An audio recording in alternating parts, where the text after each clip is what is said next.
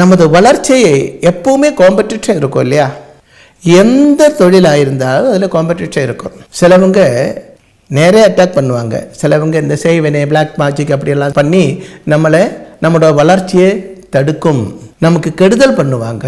இப்படி ஒன்றும் வராமல் இருக்க வேண்டும். அப்போது நீங்கள் ஒரு ஃபேக்டரிக்கு ஓனராக இருந்தால், ஒரு தொழில் அதிபராக இருந்தால், அது வளர வேண்டும். பல தலைமுறைக்கு நமக்கு இந்த சொத்துக்கள் இருக்க வேண்டும். 1000 பேர் அட்லீஸ்ட் நம்ம பிரஸ்தானத்தை கொண்டு வாழ வேண்டும். நமக்கு பேரும் புகழும் கிடைக்க வேண்டும். அட்சயமாக இருக்கப்பட்ட தனபாகிய சித்தி உண்டாக வேண்டும். லீகல் ப்ராப்ளம் இருக்கக்கூடாது, எனிமீஸ் இருக்கக்கூடாது. இப்படியெல்லாம் நினைக்கிறதா இருந்தால் எல்லா மாதத்துலேயும் கணபதி ஹோமம், அஸ்வாரூட ஹோமம், தனவசிய ஹோமம், பாக்கி சூக்த ஹோமம், சம்வாத சூக்த ஹோமம், சத்ரு சம்ஹார ஹோமம் இவை செய்ய வேண்டும்.